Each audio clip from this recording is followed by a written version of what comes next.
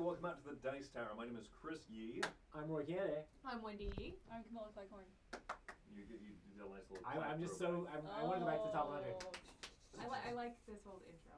I really like it. This is a good Makes one. me happy. It's a fun one. Well, today we're doing a top 10 list here live on the Dice Tower. We are doing our top 10 games that use dice in a cool way. I thought this would be a fun topic that everyone would really, really enjoy, and it could, reach out a little bit to everybody's tastes in games, right, Camilla? Yeah, that's what you thought. That was your thinking. That is what I thought. Yes, I agree that that's what you thought. We'll end the conversation there. Was this an easy or difficult list for everyone to make?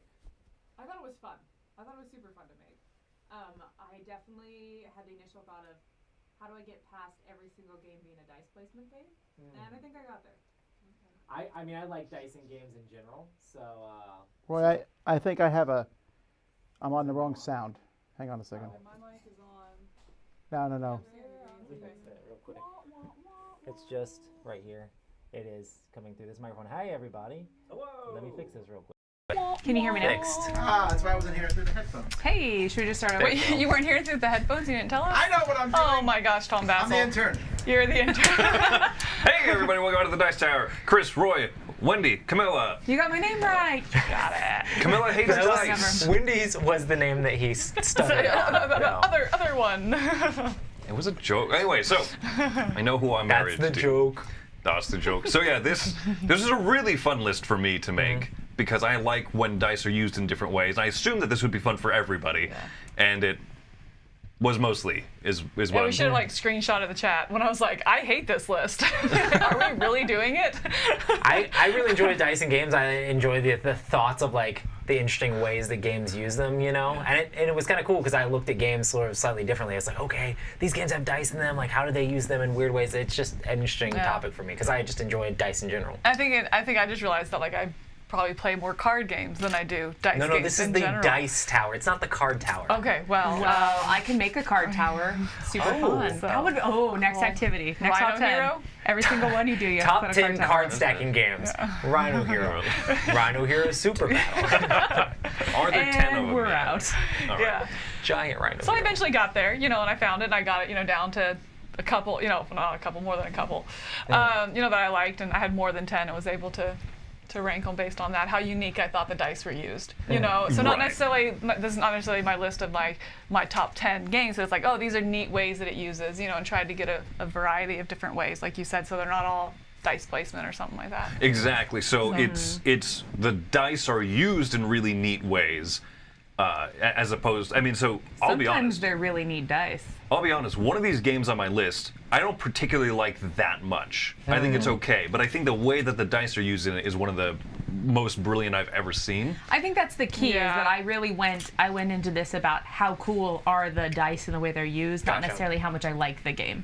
I did that too, but then also when I rank them kind of the order that I like the way that the mechanic works with the dice. It's okay, I put the higher ones higher up. I really like this mechanic, and the low ones a little bit lower. Right. Yeah. Right. I Like think I'm mine- like that.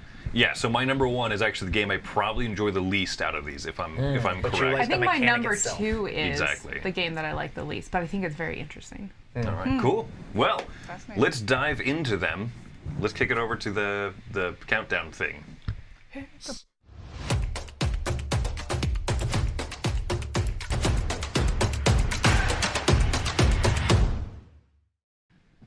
All right, so we're starting with number 10. I knew I wanted to do something that was kind of real time. I didn't quite say I must have one dice placement game only. I must have one dice drafting only. But I do know that I really tend to like games that use dice in a real time kind of a way. So the one I settled on is Pandemic Rapid Response, which I'm guessing this is the first time this game has probably shown up on a Dice Tower top 10 list. Yes. I really enjoy this one. It's a King Klenko design who's I done. didn't know you'd played this. Yeah, I own it. I think it's really I smart. as well, yeah. But So what you're doing in the game is you are trying to fulfill contracts around a very long board, and it's pandemic only in theme, or I guess Interesting. in marketing, in title, right? Because have you played this one, Roy? No, I haven't. So. Oh, okay, this is fun. So these contracts pop up around the board there, you can see, and you have to use the dice to move the airplane around the board to that spot. Oh, wow. And they're all named after like the pandemic cities. Like, let's go back to Khartoum. Let's go to, Atlanta. Atlanta, and, yeah. right. Istanbul. But you place your dice in the middle of this board in a real-time fashion in order to get cubes that represent different resources. So we need a couple of red things and a yellow thing in Atlanta to resolve its dilemma, its issue. And once we spend those, it's done. But you're also using the dice to run around the different sections of the airplane, to place them out, to make the cubes, make the resources, to move them to the back of the plane, to then distribute to Atlanta. Also to move the plane itself. It's a really neat little game, and unlike most real-time games, it's real-time, but you take turns. So I'm rolling my dice, assigning them to actions, and I'm like, should I do this or not? And the whole time Camilla's just saying like, hurry up so I can take my turn. Right, so as soon as I'm done, I finish it, and then Camilla takes over. She starts rolling her dice, taking actions, and so that is very different. It's different, and so that's why this is the one that I went with. I like this one a lot. Real-time dice usage in pandemic rapid response, my number 10. Yeah, I definitely considered this, and I thought this was interesting too because the dice, you're allocating them, but you have to allocate a certain amount in order for it to stick and hold over, Yeah. And so there is that whole little bit of push your luck with it as well, which I think is really interesting. So nice choice. All right, Ooh, my starting with number compliments. 10 is probably my least favorite on the list, actually. Now that I'm looking at it, since we were talking about that, and I'm fine with this game, but it's First Empires. This one uses the dice for, it's a typical Yahtzee, you get 3 rolls and keep what you want and re-roll what you don't. But whatever you end up with, you can activate those tracks up to the number of symbols you have, which then you get to move your characters around the board, and which leads to an area control mechanism in the game. And so I just think this is really interesting because of the different tracks that are going to be associated with the dice. And so you have that Yahtzee, you still have the variability, the push it, the luck-based aspect of, you're rolling the dice, but you're really hoping to activate this one track. But if not, maybe you can switch gears and do another one. So I just think that cooperation of tracks with the dice is really interesting in this game. And the way that it affects where you get to go for your area majorities Right, as exactly. well. Yeah, because it makes a lot of decisions. Whichever track you had activated, that's also the area that you get to activate on the board, which is gives you some different benefits and stuff. So yeah, it's really interesting. That's Those cool. two I didn't kind of think of married that one. together. Yeah. Right, I didn't think of this either. It's a good pick because I don't love the game as a whole. Like the whole game is fine. I would play it. Yes, but like absolutely. the dice part is really kind of the exciting part. Yes. Yeah, yeah, exactly. And it's got tracks that you love, but a different way to activate them, which I Tracks think on tracks. It kind of makes me think of Coimbra in the way that it activates the tracks Okay. with Very the nice. colors. Yeah. Very nice. We have Oh dear. Z and Tom chatter in the chat. Oh Right. geez, they're back and forth, huh? All right. Okay. Well, that's your number 10. Yes, that was and is. Awesome. Well, my number 10 is Zombie Dice. Ooh. This is one that was this on your last top 10, wasn't it, Chris? Family games, Family yeah. games? Yeah, that's awesome. Zombie Dice, I just think, Brains. I don't know, this is the very first one that I thought of when I thought dice that have really cool pictures on it and work in interesting ways. So this is a push your luck game. You're trying to eat as many brains as you can and eventually get up to 13 brains, but people are chasing you with shotguns and they're trying to explode your head off. And so you're running after them. It's very Explode your head off! but I like this idea of the colored dice being weighted, and that color depends on basically what your luck is of being able to roll those brains. So red dice have 1 brain on them, whereas green dice have 3 brains on them. It's very easy to eat slow green children, and very hard to eat very fast red runners. Yeah, so anyways. Android Red Runner. Android Red Runner. Yeah, so I really like this game. It was one of the first ones that came to mind. So that's my number 10 is Zombie Dice. Well, my number 10 is a pressure luck game as well, but I went with a different one because I said, okay, I can't stop. It can't stop. Boom. That's a Yeah. really good pick. I just realized So- you say pressure luck and I say push your luck. Listen, some people want to press it, some people want to push it. Salt and But luck pepper. will be involved. I like that it's different. I appreciate Salt and it. pepper would agree with Wendy. I'm just going to go on record and say that. Cool. Real good. So this one, Real you're good. actually rolling 4 dice, and you're trying to like make sets of dice or like roll the correct symbols. But you can continue to go, and you can keep pushing up your little cones up this track. It's highly thematic, obviously. You just can't stop. It's a gigantic stop sign. But you're moving these cones up the board, and you're trying to get the numbers. You're kind of going to be like locked into like some different rows, and you can't kind of like move them. Once someone gets to the top of them, they can no longer do that number. So you're trying to like be the first to get to the top of that row, so the game itself kind of like pushes you to continue. But if you ever bust on the dice and can ever not assign one of them, then you're just out. So it's kind of like this weird pressure luck of like you want to keep going because you want to pass someone on a column because they're creeping up. It's like, oh, if I can pass them, maybe I can get that number before them, and all my time won't have been wasted. But if you bust, then then you're in trouble. So. Out of luck. But yeah, I super liked simple game. playing this on Board Game Arena because yeah. it did all the math for you. And I was like, oh, I can't do anything. Cool. It knows. Oh, 4 plus 6. nice. Ah! Yeah. So there's that that angst of your turns being like, ah. But it was a lot of fun. So can't stop my number 10. Very nice. Nice.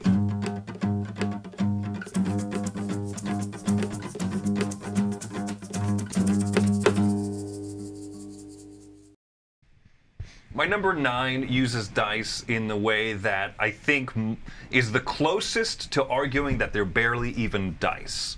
But they are. And this one is a party game called Stay Cool. I adore this game. For some reason, this one works with the way that my mind thinks, the way that my brain works. And I know that this game. this one. I didn't know what it was, This so I game saw that. hurts I my have soul. never played this yet. Oh, you haven't yet? I have not. Save yourself, Wendy. I really like it. It's So really terrifying. Chris will destroy me on it, I'm sure. Unrelated. What color's my hair? Woo. Okay. Do we have to spell that out with 4 dice? No, Like- that's a throwback to our Oh, playthrough. got Sorry. it. Yeah. Yeah. So with this one, you have 2 people that are simultaneously asking you questions, of which they should be fairly easy. Like, for example, what is the color of the hair to your person on your left? And so you have to verbally respond to one of them, and with the other person asking you a question like that, what do you call a smaller mountain, right? You have to spell out hill using the dice, and you have to rotate them around. And it is so aggravatingly fun. I love this game a lot. I watched it being played one time, and I said, I need to play this. And so the next opportunity that it came up, I jumped in it so fast, because this is my type of ridiculous, stressful game that is still fun. And the way that those dice, you have to spell things out with them. Sometimes there's an M, like you're spelling out the word hill, and you have an H and an I and an L, and you're looking at the remaining 3 dice, and where's the other L? Oh, that happened to me. And that L is hiding on the die that you have as an H, and so you have to switch that one to the L and find the other die that has an H on it. It is amazingly aggravating. This game, like, it encourages the people asking the questions to kind of like do it annoyingly to the yeah. point of where they're like rapid. nagging you about it. And for me, the anxiety is too high. Like, it is just, I can't play it because it's like it drives me crazy. Yeah. So even watching it just makes me feel anxious. But I could see why you enjoy it. Can we you please like the play this pressure. at East together? Oh, absolutely. I'll be on we the need some other peeps. side of the hall. Yeah, I really enjoy it. Good pick. I did not think of this one, so I'm really, really glad you put it, because it is very unique and nothing like it, really. I agree, yeah. So there you go. For sure. My number It is a nine, good Stay pick for Cool. this list, for Utter sure. chaos. All right, my number 9 is not necessarily in the dice, but more in another system that uses the dice, and this is probably my favorite. Not quite, but one of my favorites on this list is Destinies. And so the dice, you roll them for your skill test and that kind of stuff, but it's the way it integrates it in your player board as you're leveling up your stats, in order to be more successful as you do those skill tests and stuff. And so I think that was really interesting, rather than, I'm going to talk later about games that maybe upgrade the dice specifically, but here it's like the dice are just always what they are, and as you roll them, but it's in the stats that you're upgrading to try and really hone in on that sweet spot of success, not just maximizing out all everything, because you can't do that, but really trying to hone in on what you want your character to be able to do to maximize your success as you roll. So yeah, I think that's just a really interesting. The dice are dice. I mean, they are custom for the game, but they don't change but the way you can make them work to Their what you power want to do. does, so Yeah, to their speak. powers and Yeah. how you can kind of tweak them in your own player board. And I think that was really interesting and very well done in this game. This is I also like really that there's the good two pick. different types of dice. There's Thank the you. two you always get to roll, but then you can add those extra purple ones in. Yeah. But they're spent. You have to Right. wait to refresh them. Yes. Those have different symbols on them sometimes, just for like an automatic. Yes. This is a really good pick. Yeah. Yeah, because it's like the dice are just dice, you know. But like, yeah.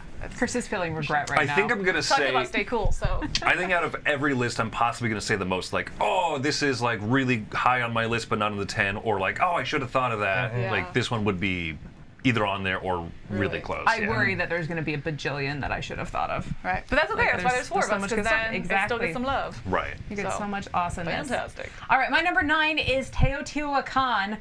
This is another one that I thought of right away. What? Give some lead in. Just Speaking of anxiety. my number 9. If Tom would like to pull up that slide. Put it all old school where we make the Click people the guess next the slide, next game. Tom. Is Teotihuacan. I like what the dice do in this game. So the dice are your little rondel workers, actions, whatever you want to call them. But the action level that you get is based on this cool spreadsheet, and that's determined by how many dice you have on the space, and then what level those dice are, and whatever the lowest leveled one is determines the power of that action. And you also see this in Journeys of Marco Polo, is that what it's called? Or Voyages of Marco Polo. Voyages of Marco Polo, thank you very much. So it's also in Voyages of Marco Polo, that same very spreadsheet idea, which I really enjoy, because you have such interesting decisions based on how you're going to move these dice around. Also, my elbow's making weird noises. I apologize if that's happening in the microphone.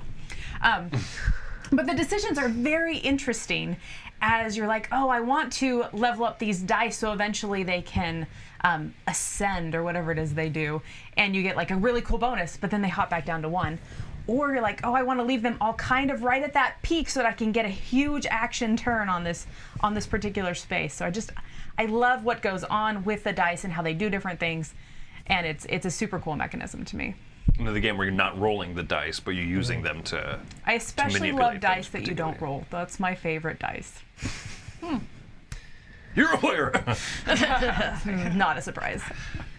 So my number 9 is a game that definitely rolls dice, but it is in a dexterity fashion. So it's a dexterity dice game, and this is Tumbling Dice. This is a game that we just that we just played on our marathon. But I had thought about this before we even did the marathon. I'm like, Tumbling Dice is going to be on my list for sure. Just because it's just an interesting way. And look at these boring D6s. We roll a bunch of like D20s and a whole bunch of different crazing stuff when we play Tumbling Dice here at the Dice Tower. right. But it's just fun because you're rolling dice down this little rack and trying to get on different multipliers. It's extremely random, but it is kind of fun to be like, oh, I think this person's piece is doing really well. Let me try to roll and like knock that one off a little bit and try to like play with that a little bit. We normally play with so many people that it's almost a wash, but it's still a lot of fun, and it's just super zany and very unique in the way that it kind of uses dice on this like dexterity track, and you got to try to figure out where you can make your die land, and then hope that it's on a high number. But yeah, I've had a lot of fun with Tumbling Dice. I had no idea that it was the not base game, because it's not like we have an expansion, but the vanilla game is just D6s. Like, I had no idea, because this is the only thing I played is at the Dice Is Tower. the Dice Like, Tower oh, ridiculous like content. D20s and D16, right, yeah. So What's the I was strategy? actually kind What of do you say for the disappointed to end? find out there's like a I feel like people will basic immediately game. upgrade their set with like a set of D&D dice. Yes, You know, to make it absolutely. happen. Oh, I loved 100%. Tumbling Dice back when it was D6s only. That's how I always played it. Yeah, I had no idea.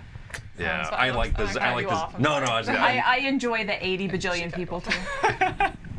yeah. Play it at one of our conventions with Tom's like Yes. bags of dice because Yes. it's so Bag fun. o' So dice. many people. Yeah. Bag o' tumbling dice. So yeah, Tumbling Dice.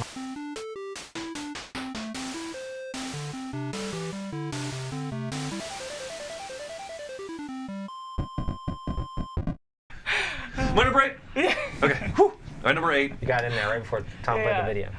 My number 8 is also a dexterity dice game, but it's not tumbling dice. Oh, wow. Mine has a fun theme It's to crocodile it. dice. You just throw it in the middle. Crocodile dice. You don't like the theme of Tumbling Dice? It's I mean, alright. there are dice tumbling. How much more thematic could you get? It could be like He wants cheerleaders, dice cheerleader dice tumblers, tumblers. like where they're the little cups made out of dice. My number 8 is Kung Fu Zoo. Kung Fu Zoo. I love this one. It's adorable. What is this? Look at that elephant drop kicking that gorilla in the face. Yes. All right, so Kung Fu Zoo is like a mix between It's like if you mixed Strike and Crokinole and billiards. You're trying to sink your opponent's dice into those holes in the corners there. Or you want to knock them over, because the little dice are animals, and so one of the dice faces is the feet, like straight up in the air. And so either way that you do that, you knock out the animal. So either sink them in the hole or you land them on their backs. It's ridiculous, as you could guess. I mean, look at that cover, look at those components. This game is super fun, and I think it emphasizes nothing if not fun. So we do have a copy of it in the children's library here at the Dice Tower. So at East, I will happily pull this out And play with me as a That's child. hilarious. Yes, fantastic. The child of the Dice Tower. Yeah, I Accepts. love it. I think it's hard to find now. You might find it with a WWE wrestling retheme. Oh wow. Not as cute. It's not as cute, but there is something really interesting about the prospect of The Rock, Brock Lesnar, and an elephant all kind of like, Oh, you can just mix them together? probably, yeah. Is it gladiators in an arena or dice in a bowl? Is that elephant drop kicking a cheetah in the face? My number 8, Kung Fu Zoo. Now I really want like Alright. transparent, clear John Cena dice. Right? Sorry. All right, my number 8 is Gladiators in Arena. It's gonna be Strike. Oh, dang! Yes! Yes, Strike. I mean, it's just that the dice strike each other, and you throw them in, and you knock them, and any time that there are matching pairs, you take them out. I did not. I can see him typing. What is? He's gonna be on strike. But I specifically wanted to pull the Harry Potter one. I just didn't have a chance to get the pictures of it because I think the Harry Potter one brings in some different dexterity as well, or different powers with the dice. So rather than 1 through 6, they each have a different spell. And so, like, one of them is you're going to Wingardium Leviosa, you put the dice on top of each other and like make a tower out of them, so then the next person has to like knock down the tower, and like, or if there's Confundo, so like, the player order will switch the other way, so it does some neat things with that as well, with the different sides. But either way, I think even the original Strike here, where you are hitting each other's dice with dice, I think is really, really unique, and it's not something that is in a lot of other games, but it's just quick, it's fun, it's silly, it's not as cute as elephants with their feet in the air, but Tom's giving a huge thumbs up on this pick, so yeah. Yeah? I think it's his favorite Thanks, game. Tom. It's number 1 of It's all great. time. I'll save you a spot at Dice Tower East. I just really enjoy the theme mostly. The what? The theme. Yeah, the the theme, deep really. gladiator Like I said, theme. you get the Harry Potter one, you get a little theme in there too. So and it's a really cute one, really well done. So my number 8 is Strike. There you go. All right, my number 8 is a game that I thoroughly enjoy and also has zombies in it, but is not zombie dice. Is that enough time, Tom? Okay, it is, thank you very much, it is Dead of Winter. Dead of Winter, the way that the dice are used, they are your action points, and you basically get however many characters that you've kind of built up throughout the game. You have that many characters plus 1 extra die, and that's how many actions you get. The dice, you roll them at the beginning, and those are the numbers that you have. But what's really cool is every character that you have has an attack value and a search value. So you're trying to run around these different locations like the gas station and the school and whatever to find items that you can then use to power yourself up or, attack things or, light or flamethrow stuff. It's very cool. But what I like about the dice is that each character has that number, and so, Sally maybe can fight really well, so she needs a low die number. Anything a 2 or above, she can hit something. Whereas maybe Jenny's really good at searching in the school, and so if she's at the school, it doesn't matter what number she has. I just really enjoy the way that works with the dice and how the dice are your action points. It's very cool. But also the dice, there's tons of actions that can just be done with any number. If you want to put a barricade out, if you want And to. this also has a single die that's probably the most brutal die in all of The gaming. worst die. The exposure die, like can just Yeah. auto kill your characters off. That's intense. And spread the bite. We try not to roll that die as much as possible. Yeah, sometimes you have to deal with exposure, Yeah. But I love the way that those dice work in Dead of Winter. You really like the roll, use what you've rolled. Part of that, that's, and especially so the Long Night expansion, you start rolling to attack with some of the bigger bosses, and I didn't like that expansion because it started becoming a roll to attack instead of a roll and make really good decisions with what you have. Yeah. Feel you. I agree with that too. All right, that's my number 8, Dead of Winter. My number 8 is a worker placement game that uses dice as like the ability to fight monsters off, and this is Champions of Midgard. So this is a game where you're recruiting all these different dice that are your different Vikings, and you're going to be basically trying to collect a bunch of those, and then you're going to like send them out on journeys and voyages to like fight off monsters, or send them off into the hills to fight giants, or like try to fight the trolls that are attacking the village. You're doing a bunch of different things to collect these dice, but then trying to use those dice in these different ways to gain glory and victory points during the game. I really enjoy the way this game works as everything plays out as you're collecting all those different dice and using those guys to then fight. It just feels interesting because it adds that little theme of like, oh, well, I'm going to have an axeman this time, or I'm going to have a swordsman, and the different symbols can kind of help you in different ways. And a lot of the character powers that you have in the game kind of play off some of those symbols here and there as well. I really enjoy Champions of Midgard, and with the expansion, even when your dice die, you're able to kind of do cool things with the resources they give you. So I just really enjoy the way that the dice are utilized in Champions of Midgard. Something fun about the fact that it's not like I have an axeman card who Right. lets me roll 2 white dice. Like, no, that Right, no. axeman Is the die. And you put all your little dice on a little ship, and you're like, okay, let's go fight the bad guy. And then you get a like whirlwind and lose half your food, and then your guys die. So like, no, my Vikings. My dice guys. Yeah. So, but yeah, it's a lot of fun. Champions of Midgard, my number 8. Nice.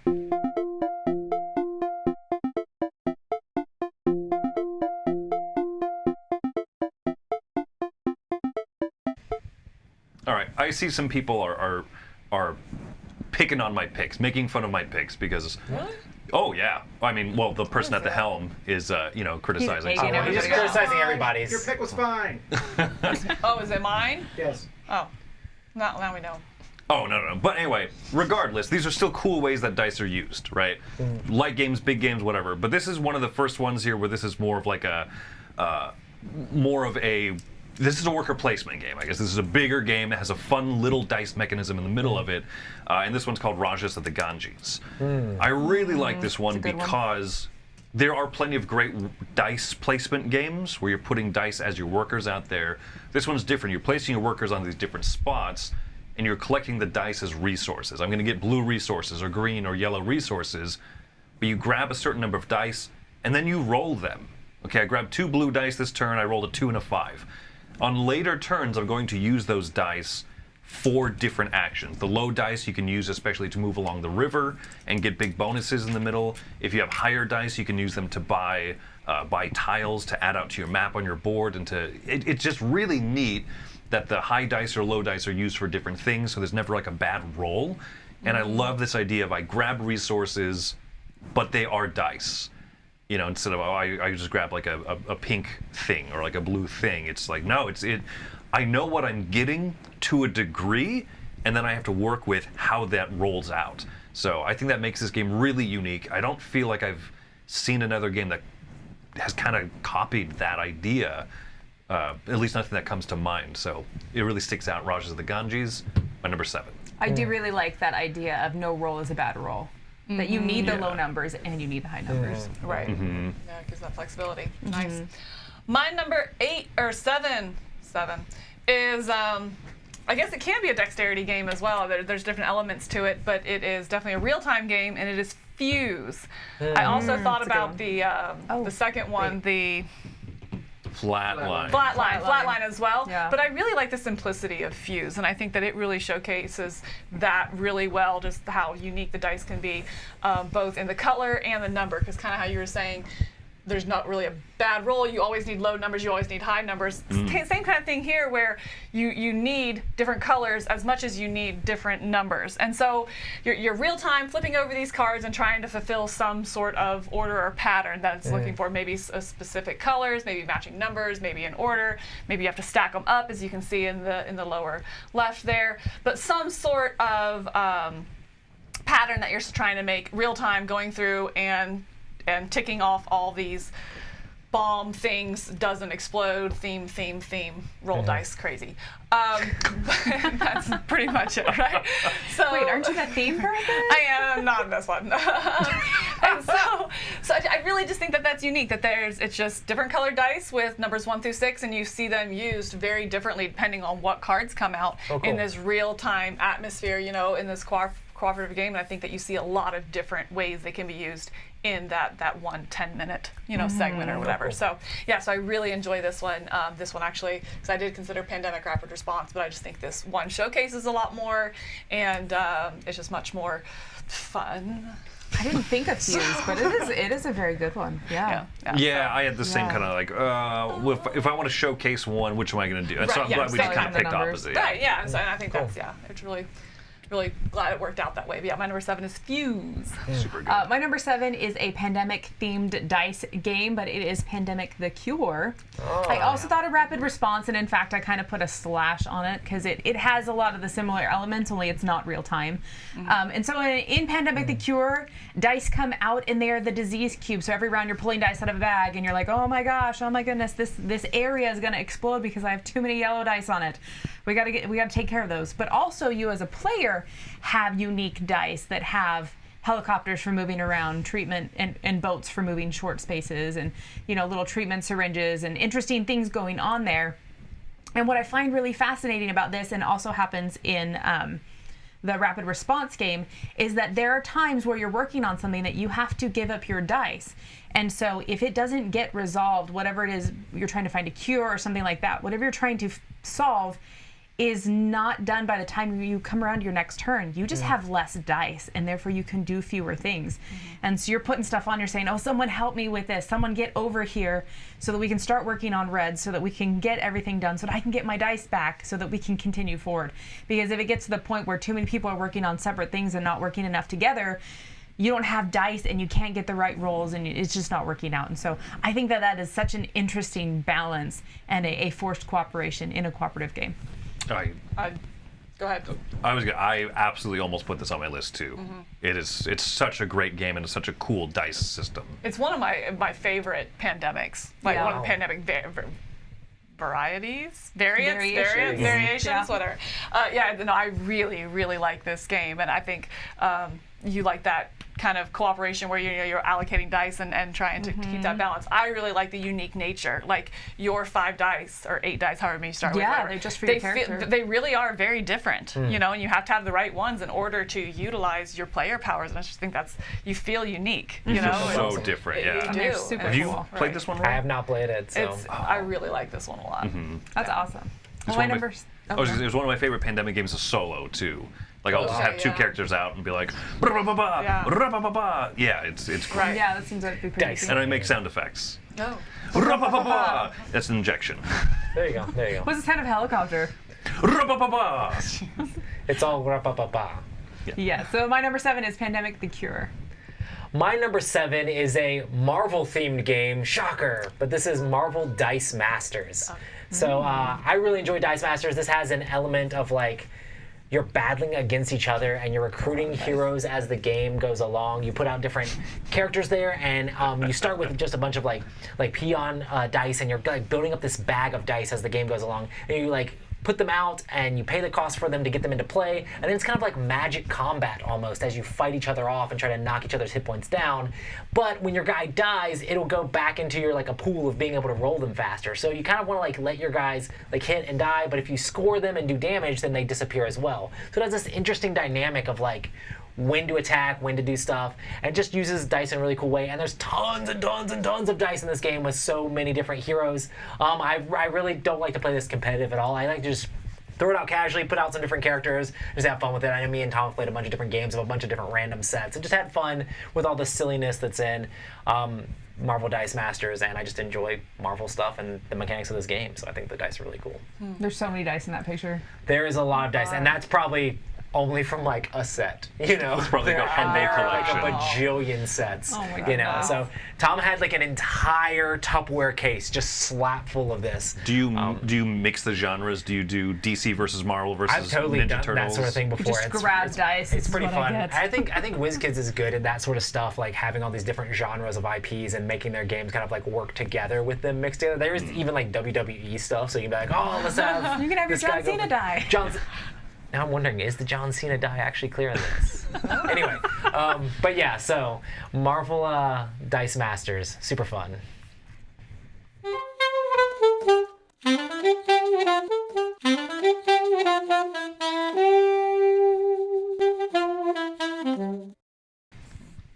So, we talked at one point about writing down predictions for other people's lists.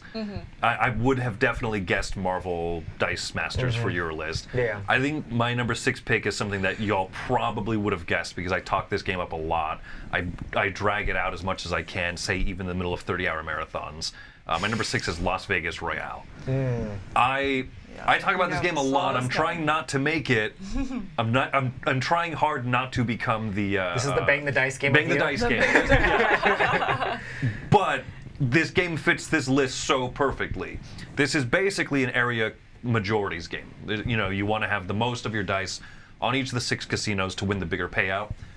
But how it works is you roll all 8 of your dice, and then you have to assign all the dice of a single number to a spot. So if I have 3 threes, I have to assign all threes to the number 3 casino, and I want to try and have the majorities there at the end of the round. And it's so great because the ties eliminate, and so you could have people heavily invested in the same casino both knock each other out, and a person with 1 die wins a huge payout. The Royale Edition especially has these small little mini games, some of which are dice-based, some of which aren't, but just any excuse to roll more dice and to just have those stand-up and shouting moments. This game works so well. Standing up and raging moments. Stand-up and rage moments, yeah. A little bit of both. All the above.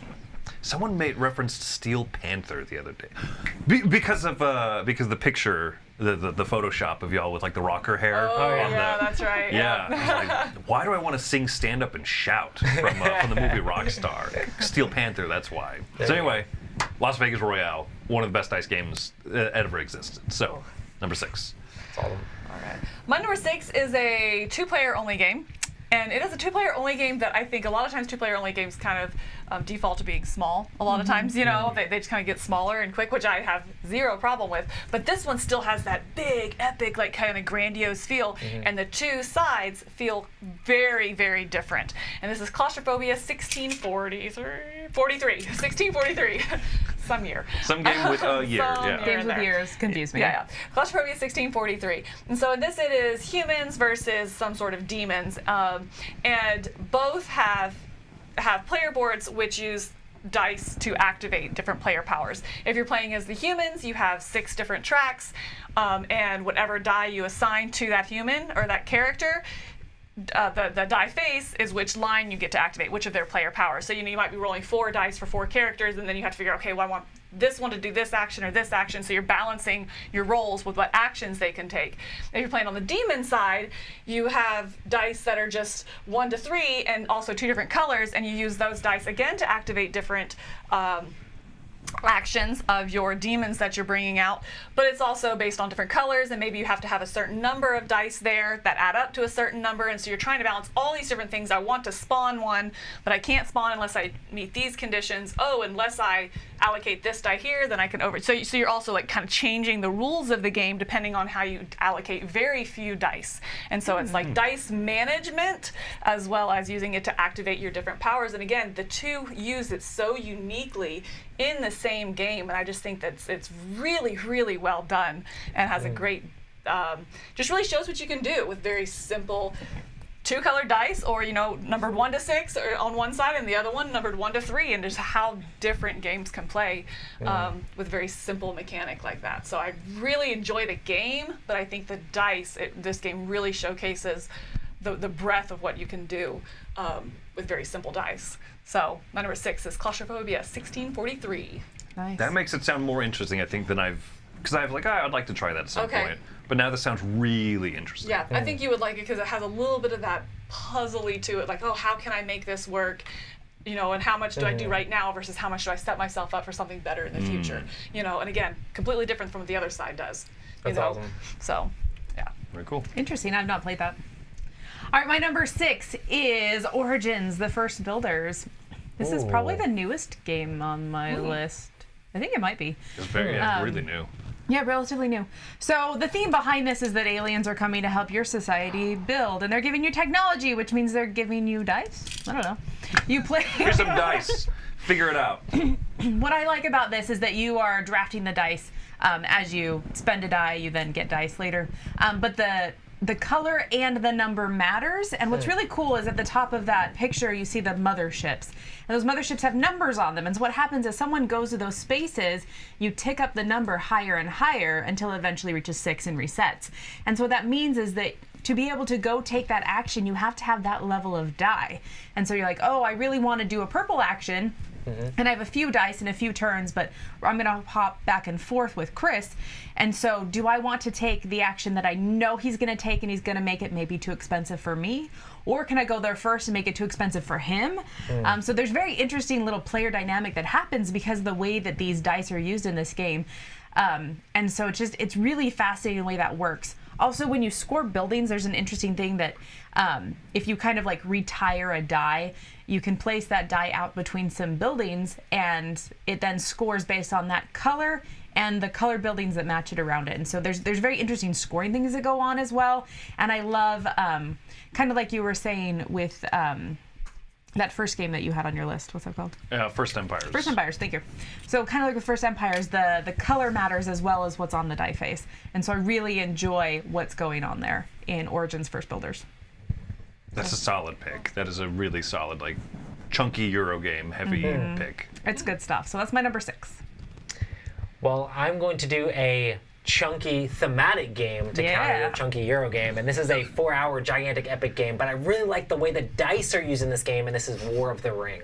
So the action dice in this game, you roll them on your turn. Each side has their own dice, and the symbols kind of are very similar in kind of like the way they work, but some symbols let you like do character actions, whether you're moving the Fellowship or moving like the different characters from the Shadow player. But then there's also ones that allow you to move your armies and things like that. But it gives me kind of like the same feel like you said with Dead of Winter, where you roll the dice out and then you have to try to figure out like good decisions on these and the order you want to do it in, because sometimes it's very crucial of me reinforcing that place before you jump in and attack it. Can be like a huge deal in War of the Ring. And the Shadow side has even more decisions to make because they get a gigantic pool of dice, but they can allocate some of them to be basically searching for the ring. So they're kind of like pushing their luck a little bit of like how many dice do I want to allocate just to searching for the ring, and how many dice do I want to keep to do actual actions to start moving my armies around and take that stuff together. So it's like I can put a ton of stuff here in the ring, but then maybe his armies will be reinforcing. But if I spend a ton of stuff to move my armies around, then he'll be able to move the Fellowship faster. So it's just this give and take and this very interesting decisions with all these actions in this the dice in this game. And you just roll them once at the beginning of each round, and then you just take turns back and forth. As the game goes along, you unlock more of these dice, so you can end up having more actions. So it's just a very interesting dynamic, and I really love the way that the action dice work in War of the Ring. Sounds really cool. It does sound really interesting. It's very interesting, and a lot of interesting choices as things happen throughout the game. The dice were really pretty too. Oh, for sure. I like that. And that is my number 6, War of the Ring.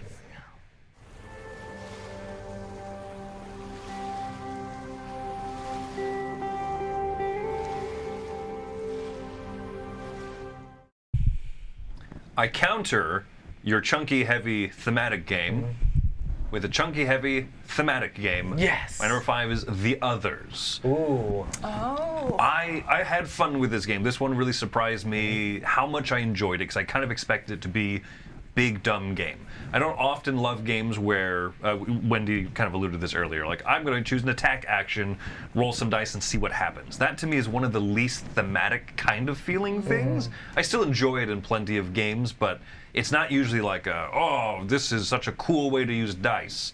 It's often one of the most like generic ways to use dice. Right. But I really like the dice in this game.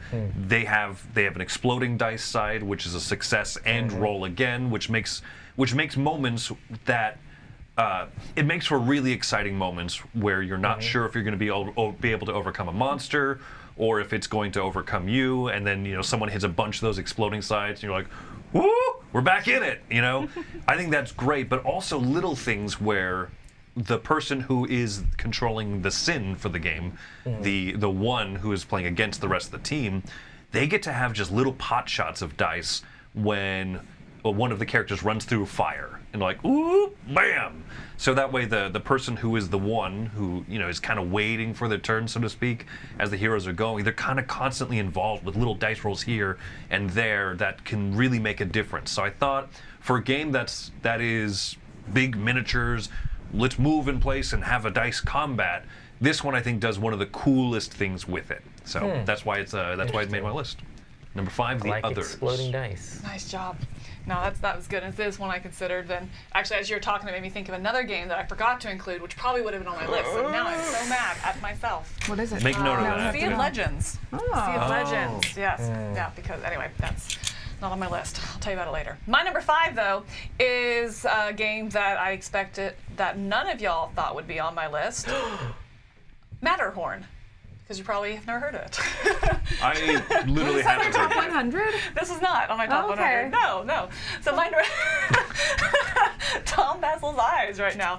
My number 5 is Matterhorn. I mean, the dice on the cover look really interesting. They are fascinating D6s. Yes, fascinating black and white D6s. I'm a 5. So, but this is interesting in the way that as you're going, so you roll your dice, and you have to use those dice to add up to one of the numbers on the mountain here. And if it adds up to it, then you can put a marker on it. And then you can roll again. But any numbers that are matches, that there's the pairs of matches, are removed from the pool.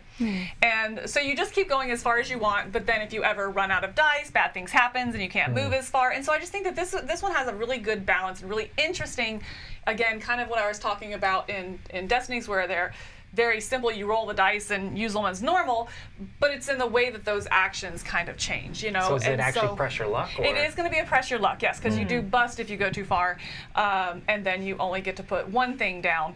Trying to see what he's typing. Sorry, it's really distracting having Tom behind the camera. This is highly distracting. Yeah, so I just really think it's interesting in the way the dice themselves are not, but in the way it incorporates it into the game, into this pressure luck into it, but also kind of bringing in that math. So if you have a pair, like I said, they're removed from the pool, but if you want to re-roll, you can remove one of those, and now it's not a pair. It's just, it really uses that pusher luck and very basic math skills in a way to, the dice themselves are not manipulated, but your outcome and the options you open for yourselves, on the board, you can mitigate. And I think that's really interesting. So my number 5 is Matterhorn. If you get all pairs, do you have an avalanche? Is that what happens? Sure. Okay. What I love, Tom, if we could go back to that picture really quick, I love how much of that board is being used. Look at that. They're like, oh, we have extra space in the box. More board! It's gonna be a you can play it as yeah. a dexterity game after. You can flick those little circles onto the other circles. Yeah, right.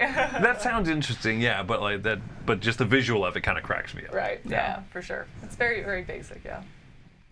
Awesome. My number 5, someone in the chat actually thought it was going to be my number 1, but it is not, and that is Sagrada.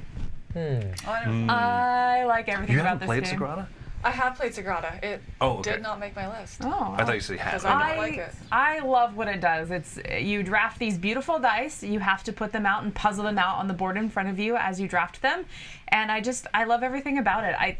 This is one of those games that I feel like there's not much to say other than it's beautiful and it's wonderful, and I love the way the dice are manipulated in fun, interesting ways.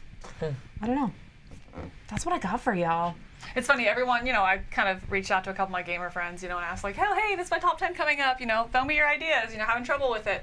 And every single one of them said Sagrada. And I was like, never mind, I don't want your opinion. All of them. It's a good one. I love it. I just love it so much. Anything else you say, I don't want to hear it. I don't know, it's almost like it's a really interesting way to use dice. Yeah. Maybe the world's more correct than Camilla. Yeah, Maybe I'm right. No, it's actually a way, I just don't like the game, you know what I mean? And so I took that into it as well. And it was like, oh yeah, I can see that, but I don't want to talk about it. So. I really encourage that enjoy kind the of puzzle. behavior.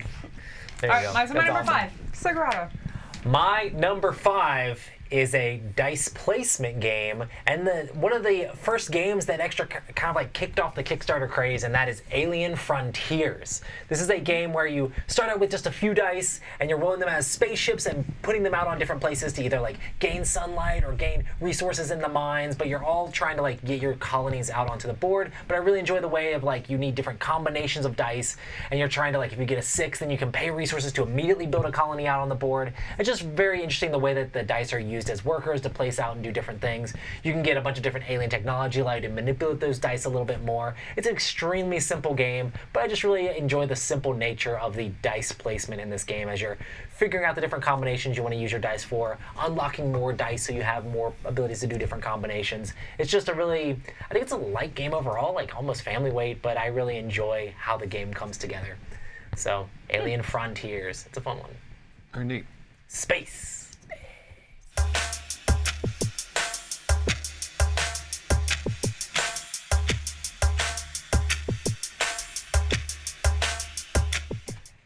My number 4 is the game that probably comes with the most dice in it. And then there's also 2 expansions in which you can get more dice. Including one of the expansions has the customizable dice faces. My number 4 is Roll for the Galaxy. Yeah. I really adore this game. The idea that it is a dice kind of version of Race for the Galaxy, where there's different phases that you activate, and you roll the dice behind your player screen. They get assigned based on what you roll to one of 5 different actions, basically. But then you have a lot of manipulation, what you want to change with them, how you want to invest with them. Do you want to discover new planets? Do you want to build new technologies? The new technologies probably let you mitigate a lot more with those dice. But if you build more planets, you just get more dice. They're very multi-use because the same die that you can use as actions also gets kind of tied up as a trade resource that sits on a planet. You can use another one of the dice as a shipping thing to ship it out for points or money. And the colors matter, the distribution of the faces is different. This expansion here, the rivalry one, comes with those customizable die faces, which is just another neat thing to do with dice in a game that's already all about the dice. It's all about the dice. Because I'm all about the dice. All about them dice in Roll for the Galaxy, my number 4. My number 4 is a game that I think I just saw a top 10 recommendation, like top 10 games that need dice, and I think that need dice, and that's how I would explain this game. I think the dice are probably my favorite part of this game, and this is Manhattan Project Energy Empire. I think because it is very Euro, right? You're going through, you're filling your contracts, you're building your board, and so it's just a very Euro mechanism, right? Resource management. And but I think the dice at the end of your round, when you're rolling them for your energy. So in a lot of Euros, you're building up, and you kind of have this engine building, and then you can kind of count on how much energy you're going to have each round to plan ahead your actions. But this one, it throws, you have the dice in it, and so you roll, and that's how much energy you're going to have for the next round, which is going to be more actions you can take and stuff like that. So I think just that little bit of luck in this game really brings the game to life, and makes it where you're having to be on your feet a little bit, instead of just really carefully planning every single action, 12, 15 actions in a row, in the future, which I like doing that. You have to be adaptable in a board game. What? I know. It brings just enough to make it where you have to be on your feet a little bit and adaptable and just do the best with what you can. But it also gives you the opportunity to upgrade those dice, where you're going to be getting more energy on the face of the dice, but they're going to come with a cost, and you might get some radiation, or is it radiation, whatever it is. I think both radiation and pollution, right? Pollution, yeah, it's pollution or radiation. You can get it where you're going to get every side of the die has at least 2 energy on it, but you might get radiation, which is really difficult to remove. And so it has some interesting decision spaces there as well with that. So again, kind of has that Euro balance that I love, but it has the dice in it, which throws things off, and again, just keeps you on your toes. And I think that's just really well done in this game specifically. So while this game, the dice are used in a way that I think just really brings the game to life and gives it so much more leg and decision space, not decision space, I guess adaptability, you know, and flexibility that you have interesting. to have. Yeah. So yeah, my number 4, Energy Empire, Manhattan Project, Energy Empire. This pick is really cool because this kind of highlights what I was thinking about with this list. Is like, this isn't a dice game. You would never put, say, forefront, hey, this is a dice game. It's not. It's like the one phase at the end of each round. But that affects so much of the game. Yeah. You know, you can choose to go into the energy sources that roll cleaner dice, less pollution, but you know, more investment to get there and stuff. So Go with higher risk, higher reward sort of thing. Right. Yeah. Nuke the planet Right. because we're making energy. But then Yeah. also like make sure you have stuff in place to take care of that higher pollution and stuff, you know, and it's like, oh, if you focus too much on those energy dice, then other stuff isn't being taken care of, and so it really is like about balancing that mechanism as well. So yeah. Very Number neat. 4. Nice. Well, my number 4 is the reason why Chris and I don't sit next to each other. Oh, wow. And this is Roll for the Galaxy. Oh, I thought it was because Camille was in. Never mind. No. No, No. it's because we have to break up. It's because we have the same number 4s. Honestly, I wish we did in this moment. That way we could just talk about it together. I thought that you meant that you hate sitting next to me in this game, and I was like, it's simultaneous. I hate when you pick shipping when I pick shipping. It's the worst. I don't love a lot of dice games because they frustrate me with rolling and all that jazz. I do love some, and this is one of the ones I love. From the get-go, first time playing this, I was fascinated with this idea of you roll dice behind your screen based on the color of die. You kind of know what you're likely to get. Because there's some that, you know, expertise, they have specific expertise, and some have wilds on them, some don't.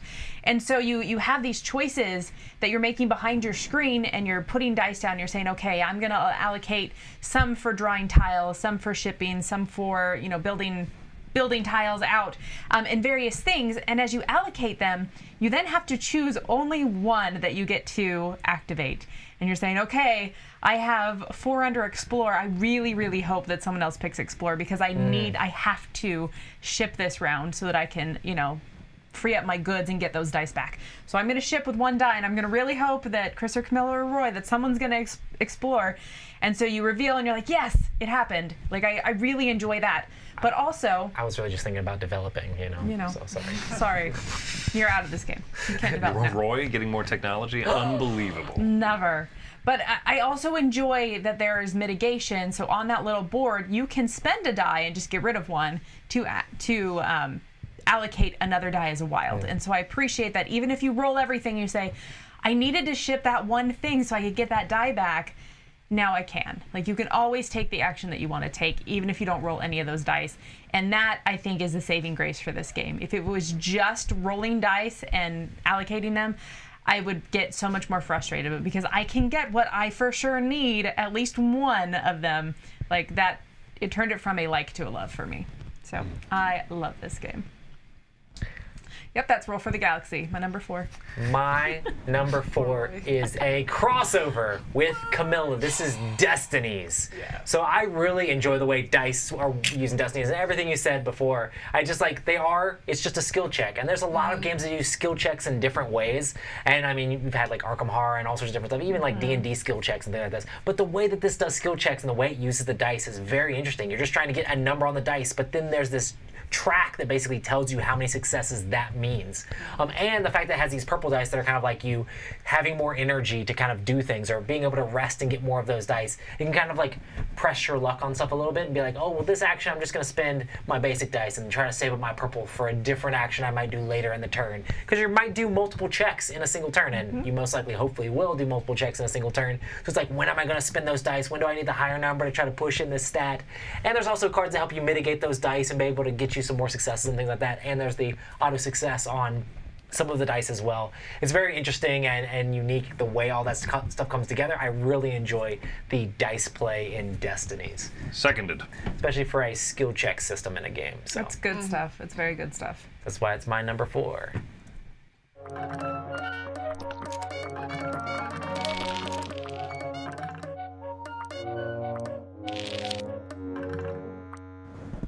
One more crossover here. My number 3 is a game where you're moving dice around in a rondelle. It's Teotihuacan. This is one of the ones that came to mind instantly because of how unique this dice system is.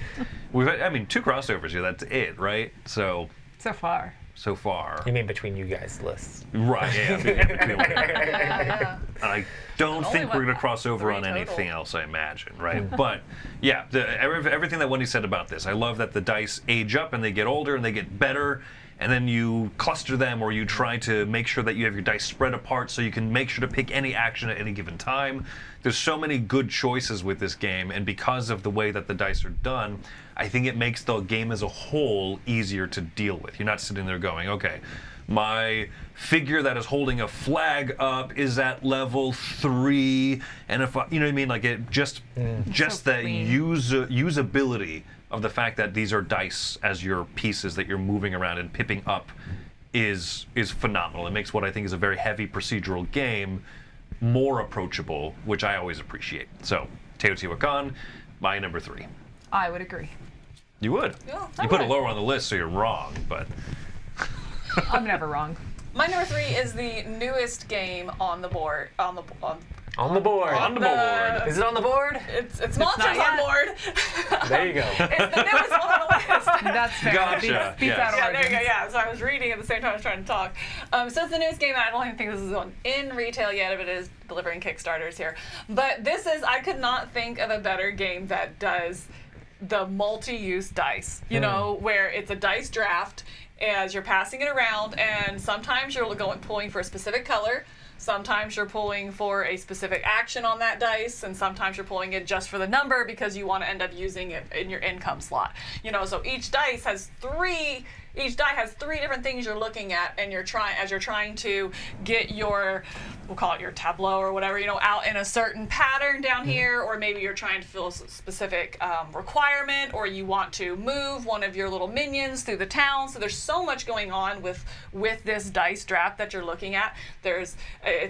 This game is like the epitome of multi-use cards, right? You know, it's like, do I want my top, bottom, my top action, my bottom action, or the number of this? It's that in dice form, you know, and as you're drafting and moving these around. And I just think it is so very, very well implemented, and that multi-use dice system here is so well showcased in this game that that's honestly, I couldn't think of a better one. I mean, there are other ones that do it, but it is so forward-facing in this game and so key to the gameplay in this one that it's my number 3, Monsters on Board. You can put dice in cars, right? You that's, can. That's a cool You way to have use to. dice, period. You actually have to put them in cars, Yeah, and so they go around. the one thing I disagree with what you said is you don't pass the dice. You drive You the drive dice. the dice. Okay, you know, that's fair. I'll take the reprimand. Am I the only one who Just hasn't you're played right. this yet? I have not played it. Oh, yeah. I'm spooked by the juice. The You're spook spooked juice. by the juice? Don't be spook spooked by the juice. Jump on the juice train. Well, Renzo, I think that's his name in the chat, totally called my number 3 just now, and he said that it is Formula D. Which so I Nice. played Formula D like right after we got married, like, or we might have still been dating. I don't remember. We were visiting a 24 friend's years house. ago, right? You know, so it's been about a decade since I played this, and then it was take on 14 years. tabletop, and I was like, oh, I know that game. I didn't realize that was a thing. I thought it was just some random game that some person that had brought that was kind of obscure and whatever. So Yeah. apparently it was not as obscure. But this is really cool, the way that the dice work. Also, I just took this picture because I just really wanted you to see what these dice do. So you're gearing up in your race car and you're trying to go faster. How do you go faster? You roll bigger dice at a bigger number so you can move farther along the track. But watch out, there's turns and there's swerves and stuff that you have to slow down, and you have to basically take 2 actions to get around a turn. If you don't, you spin out or crash or something terrible like that. I think your car takes damage. It's been a decade. But it's really cool how it's thematic. So you're like trying to get as fast as you can on those straights and really gear up. And then you're like, oh, I gotta slow down. I gotta move down gears, shift down so I can make it around those curves without having all that damage and all that trouble. And then you get another straight and you're like, move up again, move up again. And so I think it's super thematic the way that the dice are used. It's really fun. Yeah, I didn't think of that. That's a really cool pick, though, because yeah, it's dice representing something in such a nice, tangible way. Yeah, it's very awesome. So It's a game that I thought of, and probably would have had on my list, but I haven't actually played it. You know, it's one of those games that you feel like you've played because you've seen it played You've so seen much, it and so you've much, talked yeah. so much about it. I'm like, I know, yeah, exactly, yes, I know, I love that. But I've also never played, so it's not on my list. Well, I accidentally But it played would once. be. So, yeah, good In fact, I pick. played an older version where it was in like the big awkward rectangle box, which is why I thought it was some obscure thing because it like Oh, Oh, you played It- Formula Day. yeah.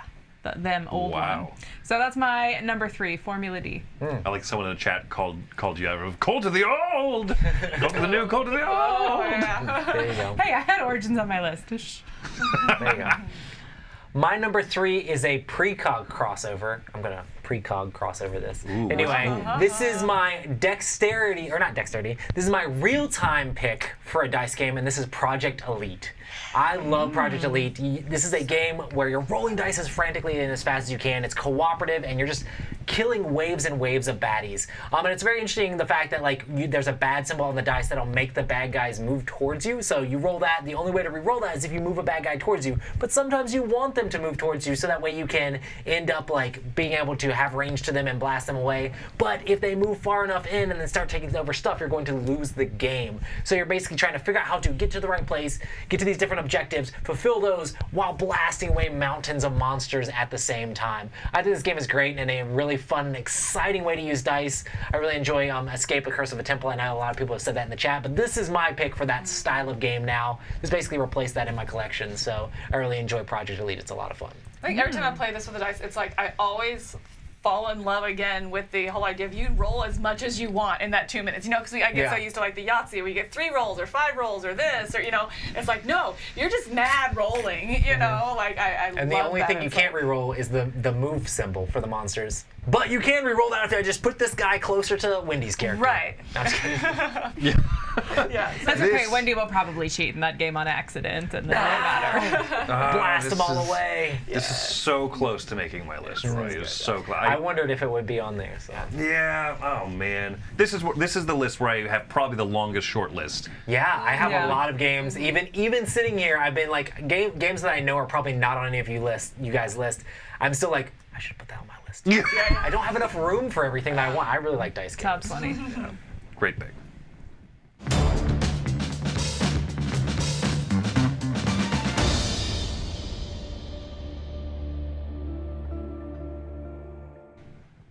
My number 2 is a game that I've heard championed by Z Garcia a lot. And I've wanted to play it for so long, and at Dice Tower West, or one of the recent conventions we had, I finally learned it from someone not Z. So thanks a lot, Garcia. What was it? I mean, I'm trying to think of what the others. The I would've thought you were thinking shade. of The shade. I don't know. Santa Maria is my number 2. This is a game that uses a few of my favorite things: tiling in a grid, dice drafting, but also more than just drafting the dice. You're taking, there's the white dice there. You also can build up your own pool of blue dice. The white dice will activate a column, and the blue dice will activate a row. But when you activate either the row or the column, you take the die of the matching column or row number, and you slide it down there. You activate every tile that you've laid in that column so far, and then you cover up the last space. You cover up the last building that you have on there. And so it makes that column or row weaker the next time that you use it. And so there's ways that you're sitting there constantly saying, I want to activate row 3, but it's going to end here where if I activate column 5, it's going to make that column weaker. So I should activate this column first, and then I can activate the row. You actually block spaces with the dice, and so not only are you building up and doing great things, you're also mitigating how much loss you're going to allow yourself. It is such a fun game. It is really cool, and I think that the dice driver of it is incredibly unique, and I love that. So that's my number 2, Santa Maria. You've not played this one with me, I've not. No. I just learned it. apparently. You basically know most of the rules. Yeah. It's great. I really do think you'd like it though. So one of these days. My number 2 is I forgot. Tidal Blades. There it is. Tidal Blades, here the reef. So I love this game because I, alluded to it earlier, just this upgrading your dice. And the fact that you have the decision, they all start basic with one of each of the symbols. Sorry, there's a blank, but whatever. You have a certain number of symbols, and then as you're upgrading, you get to decide, all right, I'm going to specialize in the blue icons or the red icons, and then from there you upgrade again. You're going to specialize in, get even more of those, and then the final one you specialize in one of those symbols, and so you really get this. You're upgrading your dice and feeling more powerful, but also having to make decision on which way, and there's no going back. Once you take a path with that die is upgraded on that path, and it kind of limits the decisions that you can make. This game catches a lot of flack because then, I upgrade the dice and then I just use them. Just don't use those dice for the monsters. Like, I don't understand why that's such a beef for some people. Don't like use those dice in that one specific area, and then you don't lose it, but whatever, that's cool. What if I want to?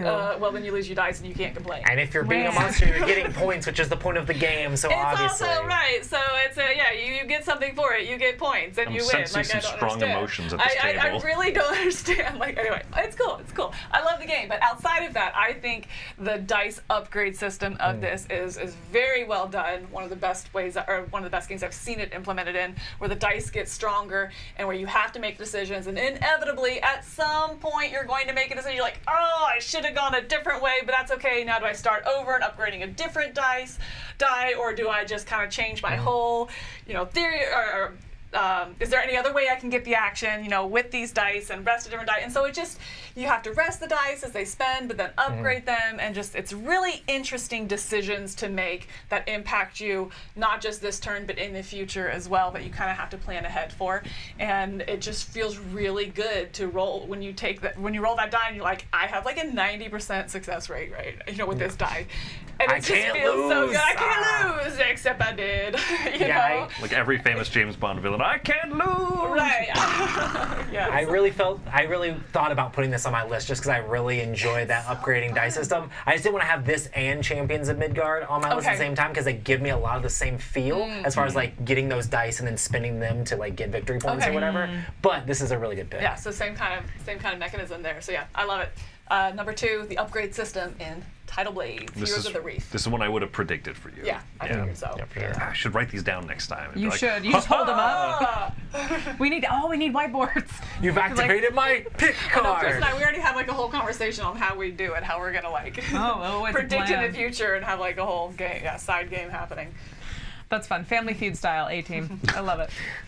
So my number 2 is the most unique dice on my list. I was actually visiting my mom in Las Vegas, and I told her about this. I was like, the next top 10 we're doing is games with the most interesting dice or something along those lines. And she was like, like this game. And I was like, I didn't think of that. Why didn't I think of that? So my game is Pass the Pigs. Also known as This is a very much at your mom's Mania. house sort of big game. That's exactly what this is. Have you ever seen this one? No, I'm good. Are they dice? They sure look like plastic pigs to me. Those, you roll the pigs. Also brought to you by Wendy's mom. Yes, they're pigs, and you roll the pigs, and depending on how the pigs land, depends on how many points you get. And so it is a push your luck game because what happens is the pigs have like white feet and together feet or something, and if they are opposites of each other, there's some sort of way to fail. What's it called if the pigs are touching? I hate everything. It's called making bacon, and you get 0 points. There's also Razorback. You don't want to roll a snouter? Hoofer and those are pigs. Those apparently are dice. It's also a betting game, so you're supposed to yell "Sweet raise," and then you like yell whatever thing you think they're gonna roll next. I don't know if this is just my mom's version because we didn't actually have rules written. Sounds like I made that up. That cover literally says the Making Bacon game. I love it. So like I have no idea, but she loves this game. She loves pigs, and it is definitely the most unique dice that I have in a game. Because it's not dice. You roll those pigs, they're dice. So that's my number 2. Are you making the argument that anything you can roll is a dice? Yes. A die? You're rolling them like dice. So that's my number 2. I'm gonna roll this 2-sided die. Yeah, roll that die. Woo! Look at that. Making bacon. No, that's That what the is phones are a touching. terrible pick. I despise everything about that pick. So, not well done. Don't hate it till It's you play okay. it. I will not. Bacon. All right, Roy, what's your number 2? I don't even remember anymore. Okay, I'm good. Anything you pick at this point, we're gonna take your back on because Okay, it's better than so my number 2, and I had a tough choice in between. I had a tough choice in between 2 different games that One kind used of use dice the and one same used sort of picks. mechanic, but I went with Dice Forge. This is a game where you have customizable dice and you're building the dice as the game goes along. This one's the simpler pick. The other one was I always get it wrong. Dice Realms. Nailed it. So, yes. But yeah, Dice Realms is awesome too. But Dice Forge is one where you're basically rolling dice and you're able to change the different faces of them. You're gathering resources and you're using those resources to either gain victory points or to buy more dice faces and change those dice out and kind of like customize the couple dice that you have to kind of do what you want in the game. And I just really enjoy kind of like the way that progression and building up of the dice goes. It's very unique and it's just a lot of fun being able to build that stuff up, and I really like the artwork in this one and just how colorful and nice it is. You know, it's just cool to be able to pop off different sides of a die and change the faces and the values you get and kind of like customize and mitigate the luck on those dice. So Dice Forge is a lot of fun. I've only played this one online on Board Game Arena, and let me tell you, not as cool when you're like, I click the button, upgrade the die. I click the button, roll the dice. Yeah. I think it's a really fun game, and I agree that the idea of physically upgrading your dice is super cool. Yeah, and trying to figure out the order of like, oh, do I want to upgrade more? Do I want to get cards to help me mitigate in other ways? Or do I want to get cards that let me get points, which is the point of the game, you know? So Dice Forge, my number 2.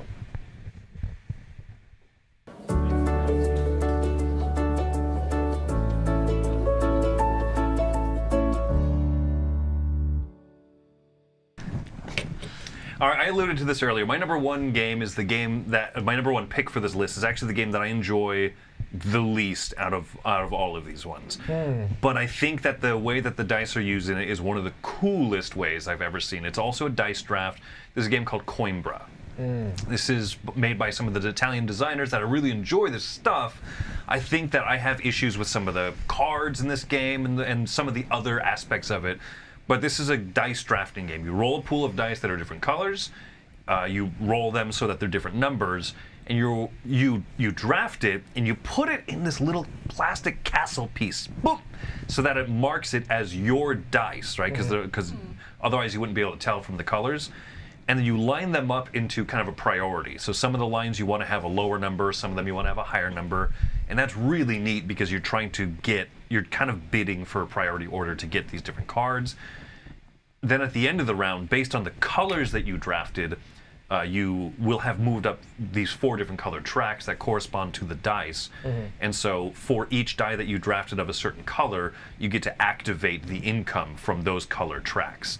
I think, kind of like you said with Monsters on Board, right? That this, for me, kind of epitomizes the multi-levels of decisions that go into picking a die. What is it going to let me do in this regard and in this regard, and is it going to still be there when I come back to drafting again, or is someone else going to take it because it's just that good of a die? Is it only good for me, so should I pick something else? Where do my priorities lie? I think this is probably the most clever dice draft, one of the most clever uses for dice I've ever seen in a game. So even though I give this game like a 6 because it can be kind of mean, there's some like take that cards that I really despise in the game overall. Dice-wise, though, this is one of the coolest. That's why it's my number 1, Coimbra. All right.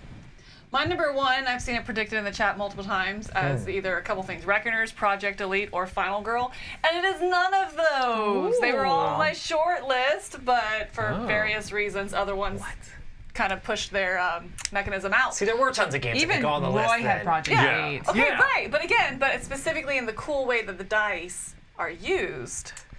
So she's saying that your Project Elite pick was wrong. Just saying She you're hates the sad. game I'm now. saying, It's dead to her. I'll play with you anytime to make up for it. I only play with people that like the game, so. Oh, okay.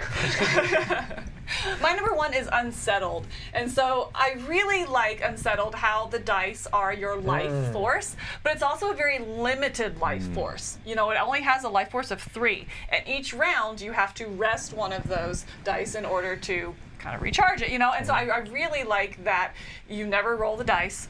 they are truly just a life, and kind of as you go around and put them on different actions, and so you have to balance that. I really need the blue action, so I need the blue die, but that's going to take it down to only 1 pip left, and I can't do this, and so you're trying to balance the life of these 3 dice in order to maximize your actions and kind of work towards these common goals. I think I've seen that in other games as well, where it is a life force of some sort.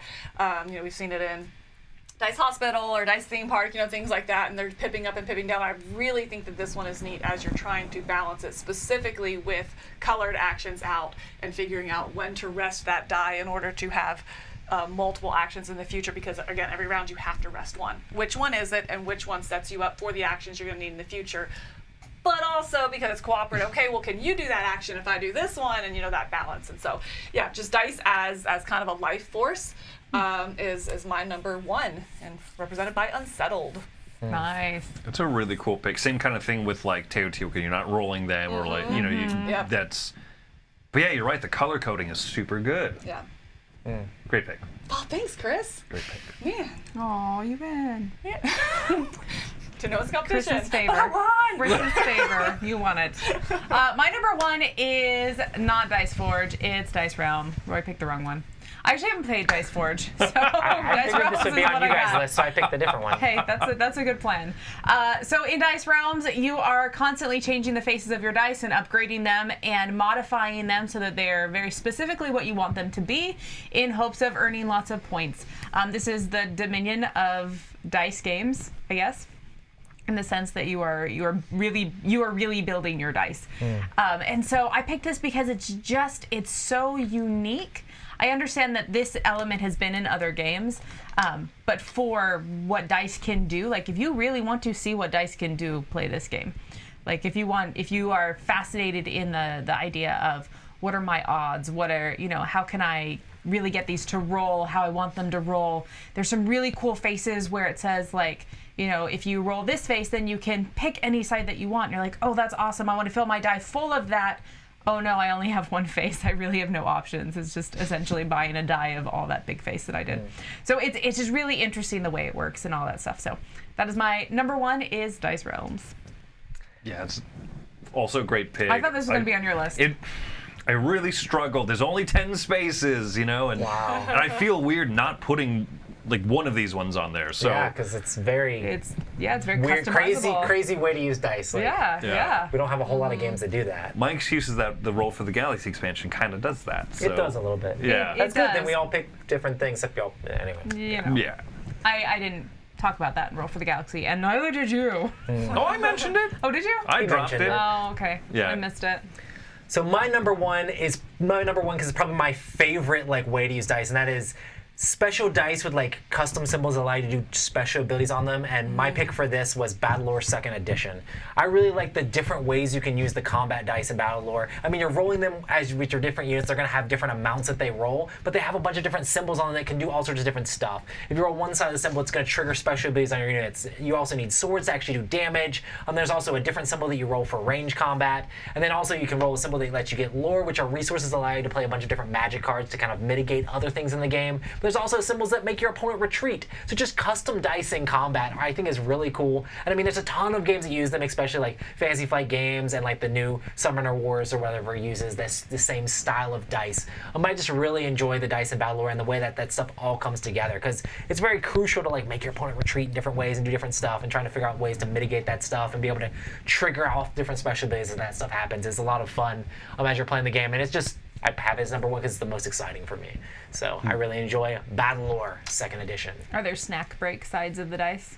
Snack you can break? roll and you'd be like, oh, I take a snack break. Well, There might be a get lore eaten card that's specifically by snack monsters. break. I think there's one that snack break. You play snack break. You eat an opponent's unit, heal your unit, something like that. I like Eat the plastic miniature. Battlelore Break Legacy, teeth. baby. The vampires get to eat the other units and stuff like Can that. they be made out of marshmallows? Your opponent is the snack. I don't take that however you want. This game's wildly out of print by now, isn't it? Yes. Yeah, so you don't really want to mess with those minis. Nah, it's all good. It's all good. All right, well, very cool. I know the chat has said so many things. Yeah. For example, Quantum.